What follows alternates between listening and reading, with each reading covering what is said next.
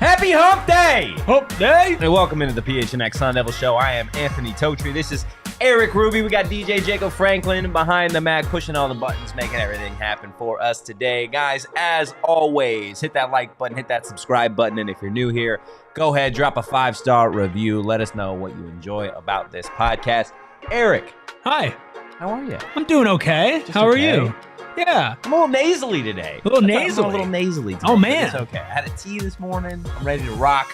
We can talk ASU. We're going to have a lot of fun at the end of the show. We're going to be talking a little bit about that 1987 Rose Bowl. ASU beating Michigan, coached, and I guess quarterback, not coached, at the time by the one, the only Jim Harbaugh himself.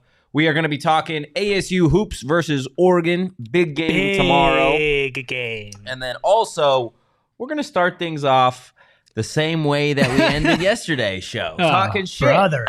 Because, look, man, I was on a meeting earlier today, and I'm like, look, we're going to just keep rocking with this as long as Arizona just wants to keep doing things like this. Yeah. And now they've gone so far to add a former Arizona State defensive coordinator to their coaching staff. Brent Brennan adding a new linebacker and special teams coach by the name of Danny Gonzales, who was at one point the defensive coordinator for Arizona State under Herm Edwards for 2 seasons. At one point was also the assistant head coach. Now, I will say, Danny Gonzales and his ASU defense, one of the better units that I can remember, at least over the last 10 years or so, for Arizona State. And you look at the time period and the players that defense really had, I would say, in all honesty, not a bad hire for Arizona. And yeah, it's tough. It's unfortunate that this is happening, and obviously the title or the thumbnail for this is traitor, especially because when he was here, Danny Gonzales was like very much in like the FU of A, like us versus them, like, you know, band together, which obviously you have to do when you're here. And now you fast forward a couple years and he's down south in Tucson. So that's unfortunate. But yeah, look, if we're talking about reality and the way that it is, he's a good coach. Yeah. I really like him as a football coach. I really liked him in his time here. And I think that especially in a reduced role, he's going to be able to like thrive, which sucks. But it's unfortunately what I'm kind of expecting now. I feel like he's a really, really good pickup for them. But I don't also feel like it's going to be the downfall of ASU. I don't feel like it's something for ASU fans to freak out about. It's more one of those like, shucks. That sucks. It's also just weird. It is a little weird. Like, this is a guy in Danny Gonzales who Devil's Digest had tweeted it out earlier, like fully embraced the hate of the Arizona and Arizona State rivalry. At one point was calling Arizona the anti-200, referring to Prop 200 that resulted in the transformation of Arizona State College and Arizona State University, blah, blah, blah, blah, blah. But like, so deep into the hatred for the other school, and then immediately flipping, which we've seen it before, right? We've seen it with players. We've seen it with assistant coaches. Like, we'll get back into Danny Gonzales here in a second, but I'm just curious, that whole idea of being able to go from one school to their rival in just a handful of years. Okay, it's tough because I could put myself in the mindset, right, of you're a football coach and you are thinking about how to get the most out of your guys. You have a really important game coming up, and there's obviously 100 years of history in this game. You're not going to not lean into it, right? Even if maybe it's not the most personal to you, you're not going to like downplay it so that the players don't take it importantly. Like, you're going to hype it up. You're going to say like, these guys, man, like, ooh, these guys. Then you're not employed. You're not employed by that place anymore, and you probably take a step back, and you are kind of more yourself, less the representing the entity that is the program. And you're like, oh, I don't really care that much. Yeah, I don't really care that much, actually, because this place wants to cut me a check. And I can go down there and I'm just going to preach the same thing to them. But part of the cool thing about what Kenny's doing with this current staff and with all these guys is, like, they're people that actually do care. Yeah. Right? Because now it is being proven, like what Danny Gonzales was saying was lip service. And you know what? That's fine. That's okay. Not everybody's going to be a man of their word. U of A fans are very, very, very, very, very aware of that at this moment. But you can't go to now this school. You can't go to U of A. I mean, not all of these players are going to know the history behind everything. But say all these things that you were saying on the other side and it to come off as genuine. Because as soon as your time there ends, it's going to go off. So listen, it is what it is.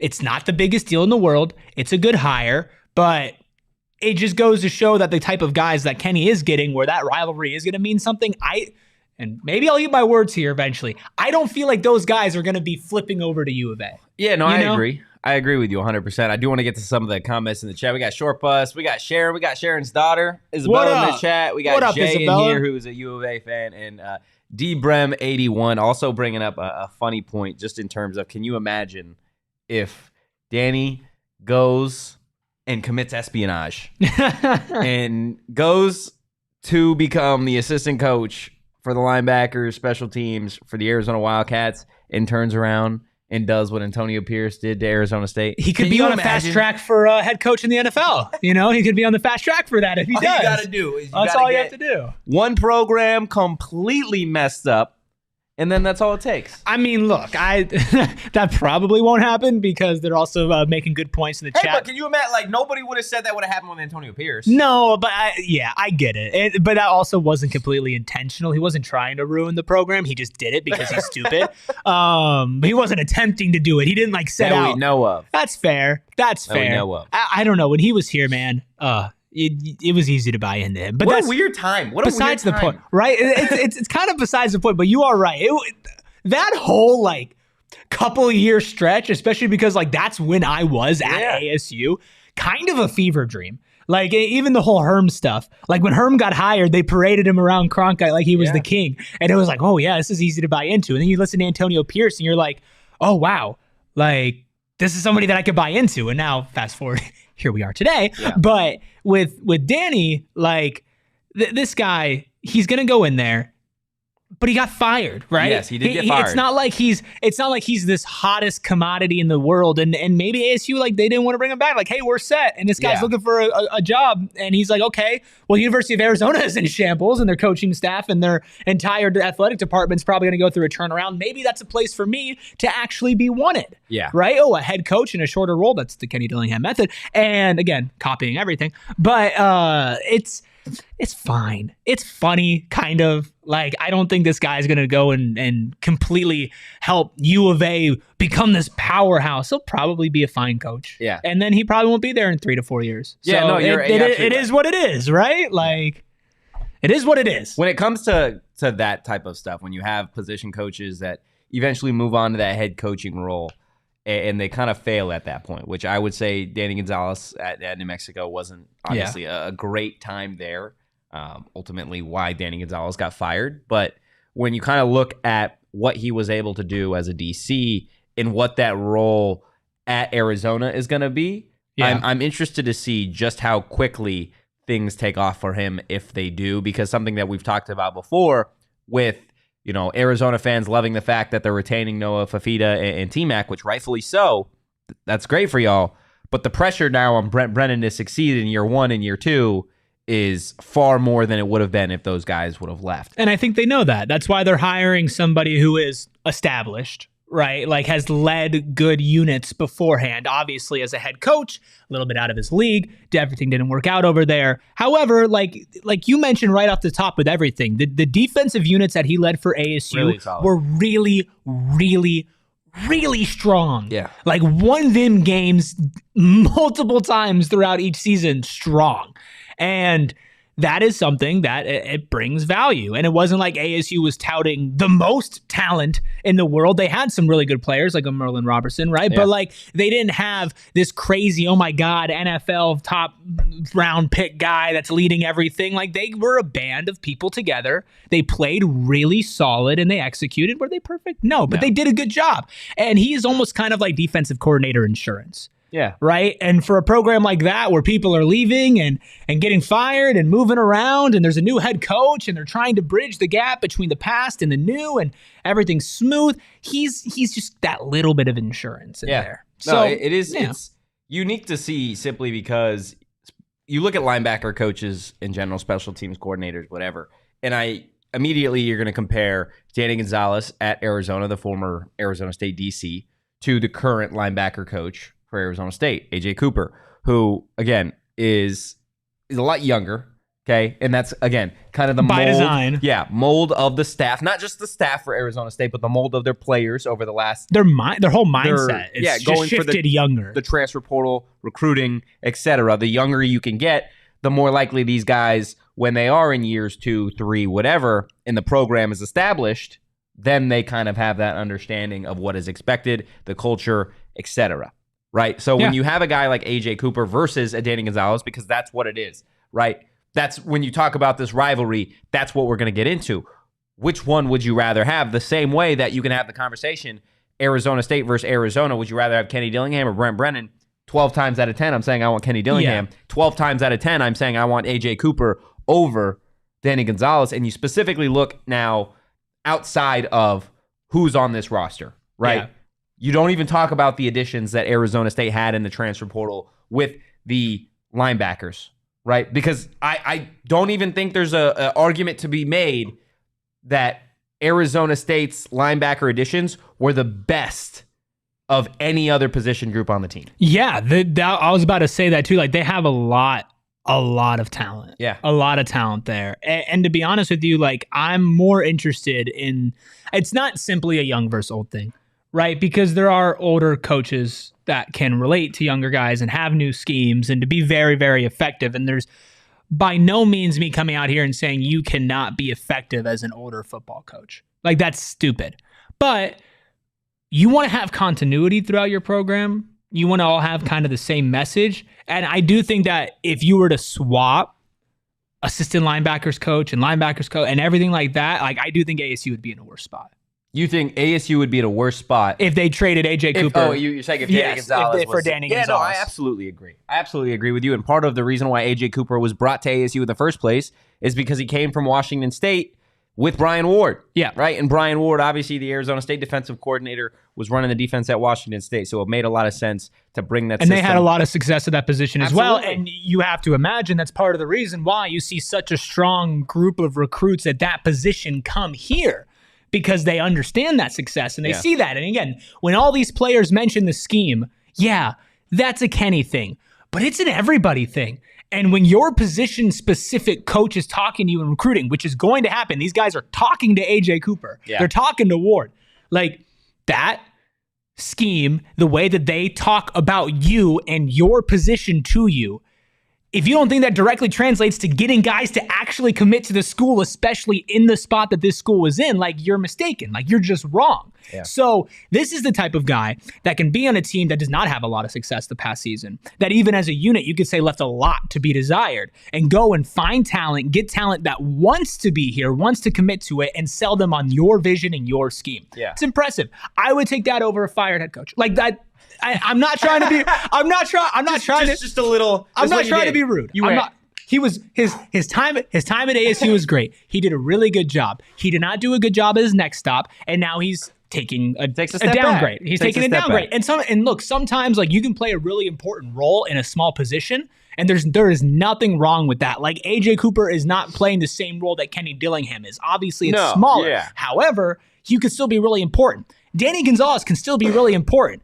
And it could be a good thing for him that he's not going to have as much responsibility. And maybe that's just going to be better for him to bring the best. Yeah. But at the end of the day, I'm still betting on ASU's guys over U of A's guy. And I'm not just doing that because this is the Sun Devils podcast. Like, that's not just a bias thing. Like, I like to kind of just say it how I actually think it is. I'll tell you when I think U of A did something good, when they do something stupid. They just happen to be doing a lot of stupid things. But I genuinely would believe in front to back the coaching staff at ASU, but specifically at this position with these guys, the head-to-head, I'm also taking Cooper. Marlon and Chad Gonzales coach Chase Lucas, Darian Butler, DJ Davidson, Jack Jones, all made the league and all having, some serious success. Specifically, you look at Chase Lucas, Jack Jones now with the Raiders, with Antonio Pierce. He's had just, a phenomenal season after getting cut by the Patriots. Yep. But, you want to talk about the model. You want to talk about selling it, right? That's what I think this comes down to, specifically when you look at the state of college football and you look at getting guys from the portal back to Arizona and you look at in-state recruiting. And if it's, again, let's say in-state recruiting, it comes down to a kid wants to play home. He wants to play in the Valley, screw everybody else that throws him an offer. And it's down between Arizona and Arizona State. And I'm making this pitch, right? And Kenny Dillingham is sitting there making this pitch about the coaching staff, about the roots, right? And even guys that have come from different staffs coming to Arizona State, they have family here. They want to be here, right? They truly, truly have legit hatred in this rivalry. They have, a skin in the game. Exactly. And for some of these other position coaches, some of these other coaches at Arizona, that's not necessarily the case. It's not as believable when you sell it. I want a coach, right? And I think you'd want a coach, and most people want a coach that is going to keep it 100% with them, right? Which we know Dilly does. And two, that at the drop of the hat, they're not going to be headed somewhere else. Right. And I think for a lot of the position coaches at Arizona State, when you ask Kenny Dillingham in the first go-round, when we got to ask some of these position coaches as well why they chose Arizona State, this is where they wanted to be all along, right? There's a reason that when Brian Ward could have gone to other places, right? There were rumors after the Washington performance that USC was going to take a look at him, right? There's a reason why he stayed at Arizona State, and there's a reason why Kenny Dillingham made it a priority to go and give him a contract extension even after a 3-9 season. Right. Because they believe in it. And I don't want, because of course we have U of A fans in the chat. Hello, everybody. Nice to see you here today. I hope you're having a better day than you did the other one. However, what I'm saying is this. They kind of think we're delusional. Oh, how would you take something ASU over U of A? Oh, U of A is obviously superior. And it's like, if we're talking it's not record, superior, though. if we're talking record and we're talking football performance last season and possibly this upcoming season, sure, I would say you guys are better in that sense. Is that what we're talking about right now? No, we're not. We're talking about coaching staff. We're talking about building something. We're talking about what are you establishing now for the next 5 years. And if you think that after everything that happened in the last couple of weeks, U of A is set up for better long-term success with their coaching staff than ASU, and sometimes it doesn't play out the way it's set up, but we can't talk about the way it plays out until it plays out. So as it is right now, you would want to invest if you're looking at like a stock, right? Yeah. Like U of A stock was here, and then it went here, and now it went back up a little bit, and it's flattening out. ASU stock right now is down here, but it's one of those companies you look at, you're like, you know what? I think that's going to rise. And I genuinely believe that ASU is going to rise, right? Like, it's not a shtick. Like, I do believe in this coaching staff. So, boom, it goes up. We're talking long-term here. And this type of stuff, I keep on saying it, you can't microwave a football program. You can't fix a bad meal by sticking it in the microwave either, right? So, U of A is a better football team right now. Yeah. But there's more to be done. Like, it's again, I won't even say they're a better football team right now. They're a better football team last year. In 2023, they were a better football team. That's the truth. And there's no arguing it. But guess what? We're in 2024. Nobody's put on the shoulder pads. Nobody's put on the helmets. Nobody's lined up in front of anybody yet. It's going to be closer than they're saying. There's a lot more new faces in Tucson than there is Arizona State in prominent roles. Okay? That means something. We will see what happens when you get to August. Well, hell, we'll even see what happens and what these teams look like in the spring, right? You're just a couple months away from throwing on the shoulder pads, hitting Tempe, and seeing what these guys are capable of. Yeah, and that's why I'm so excited for all of this, because, again, we can talk about the beginning and the end and everything in between, but until we actually see football, we actually see things happen, it's going to be hard to really break down and evaluate both teams, because ASU might be a lot better than expected next season. Yeah. Like, they are one of those teams that could take a big jump. U of A might be a lot worse than a lot of U of A fans expect, because guess what? Sometimes when everything doesn't work out the way that you want it, you start coping and you start saying everything's going to be fine. Everything's going to be okay. Even though there's so many changes, everything's going to be fine. And you know what? It's not always fine. It's not always fine. I love the new army of Arizona State fans in this chat, man. It's the whole chat's just a war zone usually. It's awesome because look, for those of you that haven't been like a part of this chat or a part of the ASU show, it used to be where we'd have sometimes more U of A people coming in here. There are times where we'd have an equal number. Today and yesterday, I feel confident in saying that we have far more Arizona State fans. And anytime a U of A person says anything, like just an incredible response. The comment we had just before D Brem with "now go take a lap," like that's just winner energy, man. That's a guy I want on my team, like 100%. Are you kidding me? We even got Clint. Clint is unbiased in this. He's an Oregon State fan. He's part of the Mountain West. He's an Oregon State fan, and he comes in here. He knows what's up. Short bus in here. We got everybody. It's a whole lot of fun having y'all in the chat. Hit that like button. Hit that subscribe button, guys. We're going to continue talking Arizona State here in just a little bit. But first, I want to tell you how you can make some money. Tell me, on please. Arizona State, and that's on the BetMGM Sportsbook app. We're getting ready to talk ASU hoops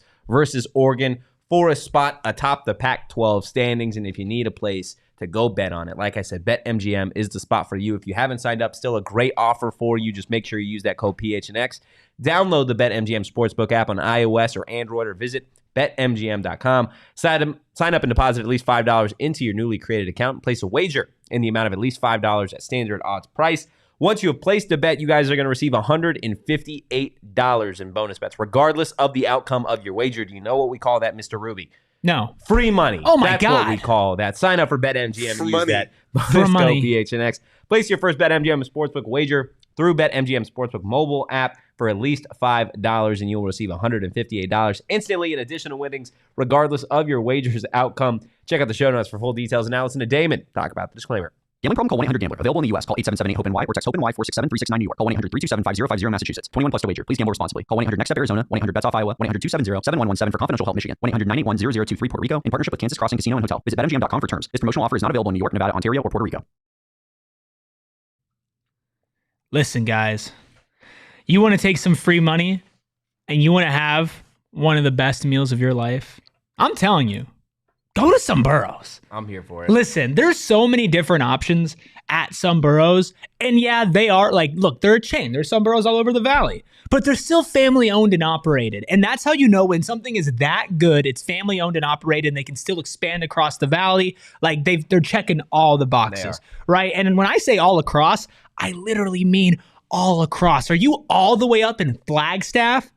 Some Burros. You go there. You're right here in Metro Phoenix area. Oh, there's many that you can go to. There is literally one 2 minutes away from my house. So they call it snow burrows in Flagstaff? All right, moving on. Sorry, that was a Max joke. Listen, if you want a margarita to go so you can get out of here and not listen to Totri's jokes anymore, you can get a margarita to go at Some Burros. You want a fiesta platter loaded with mouth-watering red and green chili beef mini chimneys, which we actually got delivered to the office the other day. And let me tell you, it was a great, great dinner for me. They got taquitos, chips, fresh guac, their famous hot sauce, literally everything that you want in a Mexican restaurant.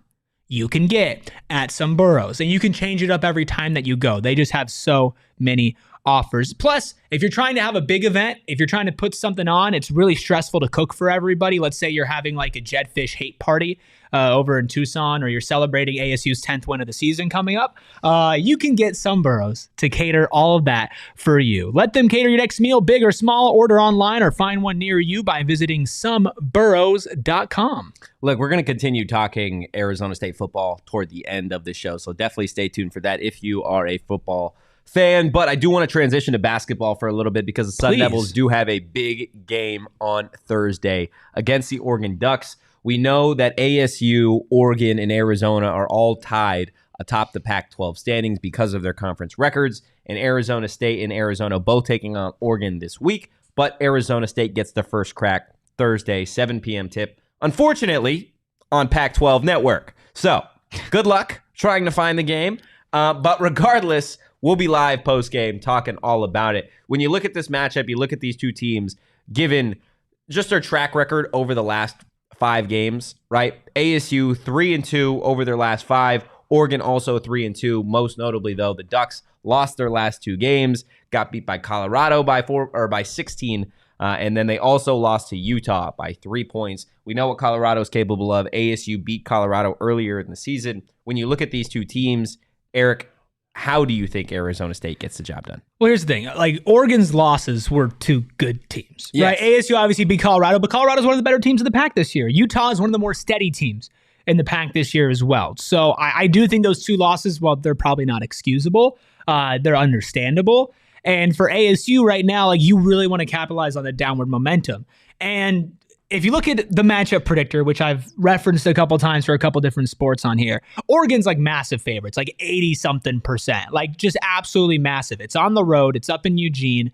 And to be honest, even though ASU is tied among the top of the conference record, a lot of people still don't believe in them. They don't respect them. They don't respect them. And you know what? That's when ASU thrives, right? Not when there's expectations, not when it's like, wow, they're one of the best teams. It's when they're solid, they're good, they have their pieces, and it kind of feels like there's a chip on their shoulder.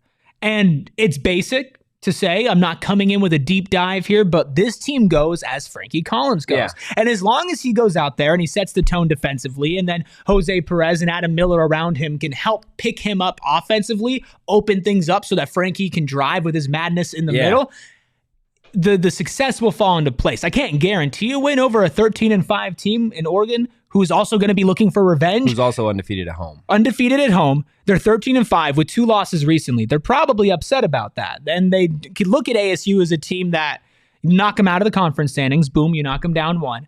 And you just kind of take them down a peg, because I'm sure ASU is not as well respected as maybe they would like to be among some of the better teams in the pack. So that's why they have to capitalize on that. And it comes down to their big 4, like we mentioned, but really Frankie Collins setting the tone, and then Perez and Miller on the wings going kind of crazy, opening things up for him offensively. And then when Frankie Collins can just do that on both ends of the floor and be a blur, that's when this team's really clicking. I mean, you look at just, in history in some of these matchups is what it is. You can't read too much into it, but you want to look at what Arizona State has been able to do against Oregon just the last couple of years, right? Last season, they lost to them February 4th by 5 points. DJ Horn was the leading scorer. They also beat Oregon 90-73 January 12th. So they were 1-1 against each other last year during the regular season, 2021 through 2022. ASU won at Oregon 69-67 in overtime. And they also beat them February 17th later in the season, 81-57. They dominated at that point. Arizona State has kind of had Oregon's number over the last handful of seasons. And again, I know you don't want to throw too much into it. They're new teams, especially in this age of college basketball, where it is NIL, it is transfer portal. You got, roster shakeups all the time, specifically looking at Arizona State. But I think that there is going to be an X factor in this game, and I think it's going to be Jamiya Neal. Okay. Because you look at this team over the last handful of games, you look at it since realistically conference play started and the offense has started to pick up.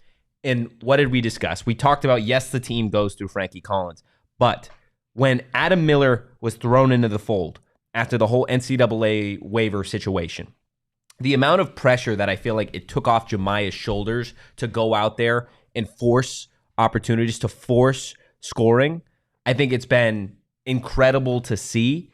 And I think that's exactly what it did. It alleviated some of the pressure that was on Jamiya at the start of the season, even in the preseason, when everybody, including us, was talking about the step that Jamiya had to take, right? Jamiya, you have to go be the next Des Cambridge. You have to go be the next DJ Horn. You have to go be the next Shannon Evans. When in reality, that's not the type of player that Jamiya Neal is, at least not yet, right? So when you had Frankie Collins, who we've talked about being, not necessarily a true scorer, right? He can kind of do all things, but when Frankie scores 20 a game, it doesn't necessarily benefit ASU's team as a whole, right? You look at what Jose Perez does. Yes, he's a scorer, but he's not a traditional offensive threat, right? A lot of what he does, mid-range, one-on-one ball, he's like which the is only fine. one they go to in the post, which is fine. Yeah. So you needed somebody on the perimeter to go out there and be a threat, and it was Jamiya Neal, right? Yeah. That's where the pressure was. So now that you have Ace out there and you've seen what Ace has been able to do, they're able to really, really stretch teams opposing teams thin defensively because you have 4 guys realistically on the court that can go out there and score. So when Frankie Collins doesn't have to be the guy going for 20 a game, which he hasn't had to do as of late, this team has looked really good. Jose goes and does what he does. He tends to be the leading scorer for Arizona State as of late. We know what Ace Wolf can do, specifically from behind the arc. So now you have Jamiya Neal. Jamiya Neal, who at times last season, in the postseason specifically, was able to go off because he had his moments. And when he starts to hit a couple shots, the amount of confidence that Jamiya has, and realistically, his level of play elevates wildly when he's got confidence. Yeah.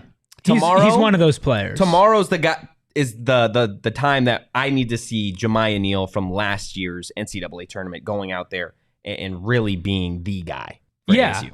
He has that potential. Every single game, he has that potential. That's the type of scorer he is, and that's what we talked about when he was on his way over here, was he's the type of guy that can open everything up. And it's nice when you have kind of this 4-headed attack that guys can kind of just take turns going at it. Well, Frankie defensively is always going to be going at it, but offensively they can kind of take turns. Plus they can get different looks and they score in different ways, whether it's behind the 3-point line like Adam Miller, or if it's a little bit more in the paint like a Jose Perez, or if it's just a little bit of a hodgepodge of everything in wildness that is Frankie Collins. And then there's just kind of pure buckets, right? Yeah. And that's what Jamiya Neal can give you. But I'm going to talk about my X factor, and that's somebody that had a really good game against USC. 13 rebounds, 9 points in 22 minutes. He's kind of come into his own as of late. That's Bryant Salabange. Yes. First of all, great name. Second of all, when we're talking about this 4-headed monster and this offensive attack, then it's like, what about the 5th guy on the court? Yeah. Right? And maybe that's a Sean Phillips, and he brings a different look. He's huge, and he can kind of feast off of all that attention as well. Maybe it's Salabange. Like, maybe they try to throw that kind of lineup out there, and I just feel like he's the type of energy guy. He's the person that you can go out there, and let's say he grabs a couple big boards early, gets a couple layups early. Okay, well, now he's drawing attention. So what the hell are you going to do when 1 or 2 of the other 4-headed monsters attacking? Salabange is coming at you like crazy. And then these other guys are scoring as well. So I feel like Jamiya Neal, offensively, like, let's make him an engine. Let's get him to hit some shots, play with confidence, have the other 3 play off of him. And then everybody else down the roster, like, it's your time. You can even look at Alonzo Gaffney as well. I mean, listen. It's a Grim Reaper. Listen. There are highs and there are lows. And then there's Alonzo Gaffney. Right. and what we saw against Stanford was that he has the potential to just take over. But again, it's the potential to it, right? And the more that all the other pieces start to click, the more likely it is that a guy like that's going to be able to make his impact shown. And so as time goes on, hopefully we don't see kind of what some Arizona State teams in the past have done, is where you kind of trickle on and you don't really figure it out and you never really kind of build off what you had when you did have some success. I'm looking for that to be a little bit different this year. And I'm looking at Bobby for that, because some people are mentioning in the comments, like, yeah, next year's class for ASU basketball is pretty good. Is really good. But I don't want to be thinking about next year's class. Yeah. Like, this team can make the tournament. Yeah. Like, they can make the tournament. This is a huge win for you to have in your pocket to get there. I said it on Saturday's post-game show after they beat USC. Realistically, the only way that I see this team making the tournament is one of 2 ways. You got to beat Oregon. Yep. If you don't beat Oregon, then no, you're not making the tourney without winning the conference tournament.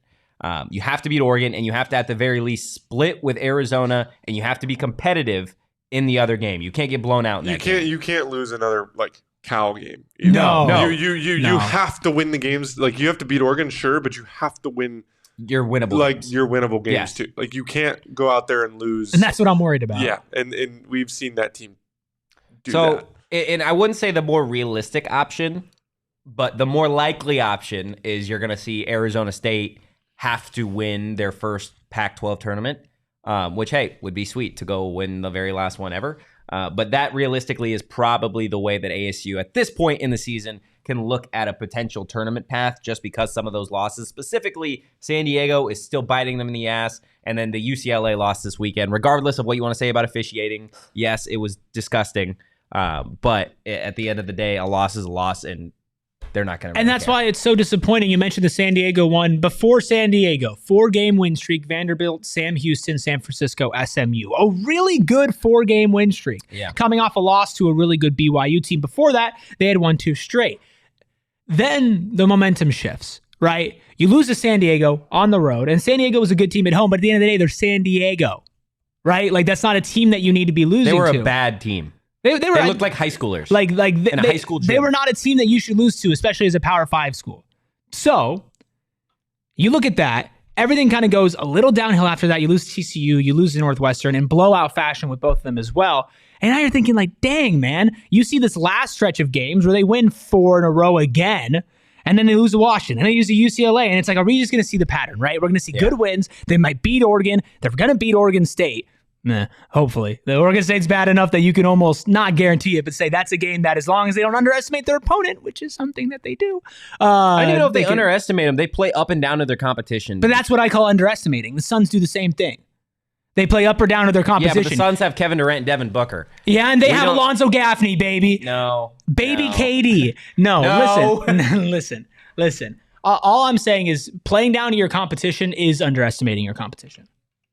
To me, those are the same thing. Because if you're not going in and dominating on a level that you know you should, it's because you're not taking your opponent seriously. That's fair. And so that's what I think. Like this team and a lot of ASU teams that have had the talent, and this team has a lot of talent. There have been a lot of other ASU teams that have had talent, and it just hasn't worked out, especially in games where it's like, damn, they should not lose this. No, you're right. You're absolutely right with you. Look, I know that this game tomorrow is going to have serious implications for Arizona State. Not just the NCAA tournament, but seeding in the Pac-12 tournament is going to be important when it comes down to this matchup and when it comes down to Arizona's matchup against Oregon later on as well. So definitely a big, important weekend for both Arizona and Arizona State as it relates to Pac-12 basketball. I do want to get back on track talking football. And I know there's people in the chat talking about how Arizona State's never won anything. Okay, so we're going to talk about what Arizona State has won. But first, I want to tell you, Arizona State and Arizona fans, what you guys should be doing when that Arizona audit does end up coming out, right? So when you're looking through the numbers and you see that you found a way to overspend ridiculously on X, Y, and Z. We've all been there, losing $240 million. Quarter billion dollars just goes missing. Hey, shit happens, but it's okay. Pop an OGs or two and you'll forget all about it. Who knows? Maybe you'll even blame your athletic director for it. OGs, they've launched 2 new products made with live rosin and RSO. We're talking about the OGs Naturals and the Big OGs. OGs Naturals are vegan gummies made with live rosin, available in sweet clementine flavor. And maybe that's not the flavor for you. They have a ton of different flavors over at OGs. They've got the creams, they've got the fruits, they've got it all. And they all taste so good. Something for everybody, guys. Like freshly squeezed juice, right? When we're talking about OGs, that's the flavor that I can think of. It tastes like candy. It doesn't taste like a weed gummy. If they had OGs, like, you know how they're making all these like seltzers, like non-alcoholic seltzers now, where it's like, okay, you're just selling sparkling water again. If they made a non-THC OGs and they sold it by the bag, I would buy them. I'm pretty sure they do. They have non-medicated ones. I'm pretty sure they have non-medicated OGs. Yeah. So even if you just love the flavor, I think they hand them out as samples, though. I don't think they actually sell them. Because that's the thing. I haven't seen them, and I'm familiar with their game, so I have not seen the non-medicated. Well, OGs. Do you know where you can learn more? Please tell me. To learn more about OGs gummies, guys, and where you can find them, head on over to ogsbrands.com. All right, I usually have some sort of fancy transition into Empire, but I don't have one. Listen, guys, Empire today, I have been dying, hoping, praying to find my way to a house at some point in my life.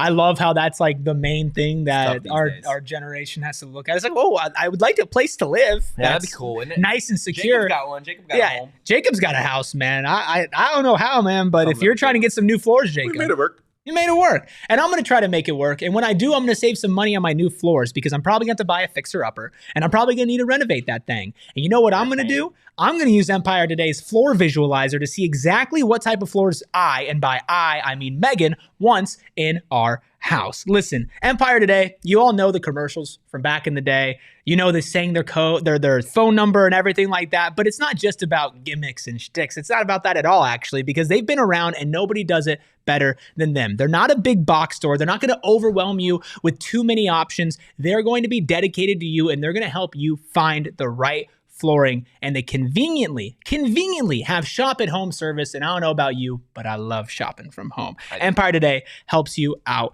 with that. And they don't just say, oh, this will match with your walls. How's your lighting in your house? How's the decor in your house? What's the theme that you're going for? These are important things that some people don't think about before they get flooring. And Empire Today, well, they help you with that. Plus, they service their own warranties. So if an issue does come up, which sometimes like stuff happens, you're going to be talking to somebody actually involved in the company and a real human being. That's important. And on top of all of this, the cherry on top of the beautiful flooring sundae is that you can get $350 off. New floors, $350 off. That's a lot of OGs, medicated or not medicated. That's a lot of it. $350 off new flooring. Just use promo code PHNX, the best 4 letters in the alphabet. Restrictions do apply, so go ahead and head over to empiretoday.com/PHNX for more details. Things you love to see. You do. You know what else we love to see? What? ASU winning things. I'll tell you what, it's a lot better when they do. Yeah. So let's talk. Let's talk about the time ASU won a big thing called the Rose Bowl. 1987. How old were you, Erik? -12. -12? How old were you? I was -10. I was just also a wee lad. -10. You were also -10? Mm-hmm. Should we call some of the older folks in the office just to see what they think? I mean, I'm pretty sure Espo was he was born in the 30s, so That's tough. That's pretty unfortunate. Look, man, the reason we're talking 1987 Rose Bowl, not just because it was a great moment for Arizona State fans, right? And mind you, Michigan was a 2.5-point favorite in that game. Okay, Michigan was a 2.5-point favorite over the Arizona State Sun Devils at the Rose Bowl. Arizona State came down, won the game 22-15, and it was the Arizona State defense at the very end of the game, right, holding Michigan to 0 second-half points. But it wasn't just the defense. It wasn't just a play on the field. There is one of my absolute favorite videos of all time, right? And you can check it out. It is at the Rose Bowl. Jim Harbaugh and that offense, they are backed up, right? And the crowd, which is all maroon and gold, is quite literally so loud that they had to stop play on the field. They had to stop play on the field for a little bit because the ASU fans were losing their mind that much. And like every couple times that Harbaugh and the offense would get ready to run a play again, they'd stop it again. They'd have to stop it because he looked like a lost puppy.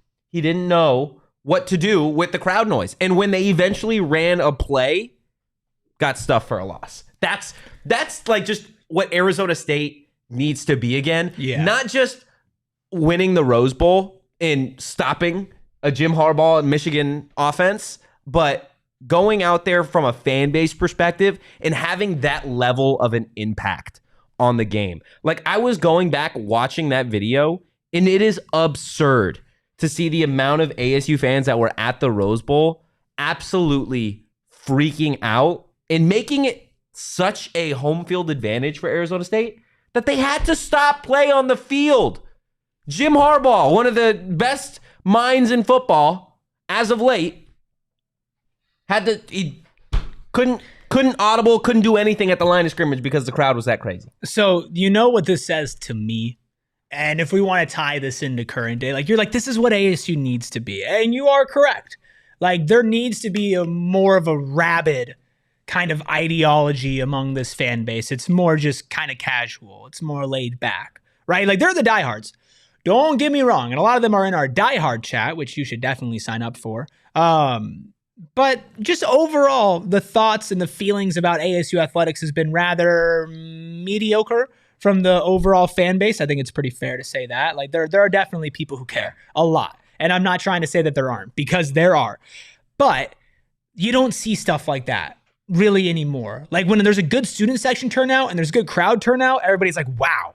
Like, look at this. They're finally showing up. Like when the CU game was sold out, when the USC game was sold out, people were like excited. They were happy. It wasn't expected. But this shows me that when Kenny does what we say he's going to do, and when this football program does get turned around, there's a lot of potential of hooking those types of people back in. Some who are around in 87, and some who were not even born for a decade after that, and some who were not even born for a decade after that. Yeah. But with the success comes the rabid fans. And this program, well, it's had some good success. It has not been consistent. It has not consistently been out there and been near the top like they did in 87. Yeah. You get there, you get that success, these fans will follow, and that's going to make it, again, a million times easier to recruit, to build a program, to maintain a program, which will make it easier for all the guys who want to stay.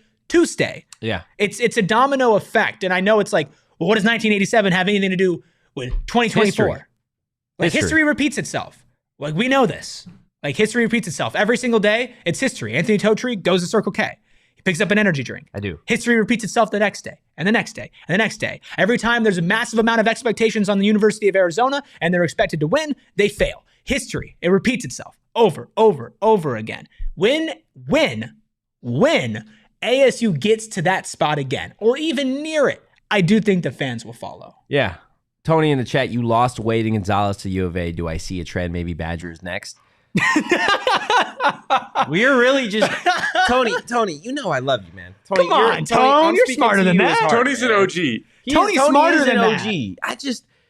I just expect more creativity when I see you in here, man. Like, we didn't lose Bobby Wade and Danny Gonzales. Wade wasn't even officially a position coach. And then Gonzales he was fired. From the job that he had gotten in between being at ASU from a different regime. He's not, like, come on. It's not like Brent Brennan woke up, walked into Tempe, and stole an assistant coach, and that was that. We can all agree with the chat, though, that EG's is bomb. I've never had EGs. Ooh, I have also never had it. I'm really close to an EG's, so I'll bring some in. There's an EG's in the East Valley. What kind of food is it? It's like, they have grinders, like sandwiches and stuff, and then they've got ranch fries. Ooh, okay. I mess with no that. free ads, but I'll eat the hell out of that. Love it. Also wanted to get to, Ryan had made a comment earlier about how Arizona is historically elite. When I pull this up, right? Hit me with the facts, please. You can't see it, right? I got Sports Reference pulled up, and I'm looking at all the Arizona basketball seasons, right? And when I talk about elite, I'm talking Final Fours, Elite Eights, championships, consistent, right? You're talking Kansas, Kentucky, Duke, Kentucky. That's it. That's UNC. Yeah, UNC. Okay, those are blue bloods. When I pull this up for you, and they can't see it on the chat, but you can read it to them. What's the first word you see? Lost. How many times we see? Lost. First round, regional semis. First round, lost, regional semi. First lost, round, regional. lost, Regional. First round. Second round, regional. You lost all those games. Yeah, none of those are wins. They were talking earlier about upsets happen. It's like, yeah, upsets happen, but they don't happen every year. No, you're right. You don't lose to Princeton every year unless you're the Arizona Wildcats, right? Just because you're upset does not mean it is an upset. Okay? My goodness. It's okay. It's okay. Like I said, and like we kind of went on, the Arizona fans, they live in their own world. It's hard. hard. I respect it. I will say I respect. Yeah, there's respect. Your commitment to the circus, man. That's what it is. It's a commitment to the circus. The circus don't go around the way that it used to back in the old days where it'd go town to town and everybody would buy their ticket and show up. But I will tell you what, the Arizona Wildcat circus that goes down every week in Tucson, especially the way it has in January of 2024, where you're losing coaches, you're losing players, you're losing your athletic director, there's an audit, you're missing money. All of the things, my goodness, how many different clown shows do you guys have to go to? It's tough. Sometimes I feel bad. And then I remember I went to Arizona State. Yeah, I don't really give two shits what's going on in Tucson. To feel bad. It is what it is. Guys, we appreciate everybody hanging out with us today. You made 50 minutes fly by. Hit that like button. Hit that subscribe button. And like Erik said earlier, we have a bunch of the diehards in the chat. Sharon, Short Bus, and a few others that are always in our diehard Discord, popping off, talking all things ASU sports all day and all week long. But if you're not just an ASU sports fan, the Suns, the Cardinals, the Coyotes. Hey, all you U of A fans in here, if you are committed enough to come to the ASU stream every single day. Why are you not a diehard? Because you could talk to Mike Luke. You could talk to Saul Bookman. You can be so much more involved in Damon Dog. Yeah. And David, you can be so much more involved and so much more in tune, to be honest, with everything that's going on there. Like, there is respect. I do respect a lot of U of A fans for the amount of commitment you have. But if you haven't taken that next step, but you're in here every day because you like us or you hate us or whatever, you can join the diehard Discord. You can jump into the Sun Devils Discord. You can talk crap to us 24/7, and then you go to the Wildcats. You can talk shit to me at 11 o'clock at night. Yeah, you have direct access. Yeah, like you have direct access to us, right? Like, the chat's great, and we love you guys being in the chat. But if you are really that committed, which I know a lot of you are, you will get 20 times your money's worth in like the first month.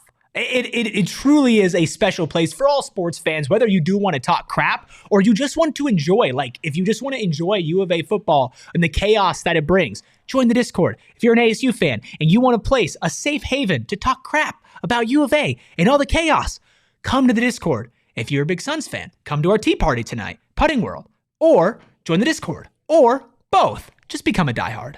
It's so much fun. Just do it. So much fun. And I do want to correct Ryan, because Ryan made this comment yesterday, or somebody on the YouTube made the comment that our last 5 pods have been about Arizona. Well, it's also Damon. Damon's totally not triggered. It's just not the truth. He's totally not triggered. Today we talked ASU hoops. We talked about the 1987 Rose Bowl. Yes, the title is Danny Gonzales, so I'll give you that. That's 1. Yesterday we talked about the AD. That's 2. I'm looking at Brent Brennan trying to... That was 3 episodes before that. And then Jed Fish abandoning you guys. Okay. That's 4 out of the last 10. Major storylines, direct ties to ASU, and it was always brought back to it. We don't need to defend well. ourselves. I just want to correct you for being wrong. That's all I want to do, guys. But again, we will be back here, ASU post-game show tomorrow, talking all things ASU hoops. In the meantime, give us a follow at PHNX _Sun Devils. You can follow me at Anthony _Totri. You can follow Erik Ruby here at Erik Ruby. That is Erik with a K. And you can follow DJ Jacob Franklin at Jacob _Franklin 4. In the meantime, go Devils and peace. We all silly like the mayor.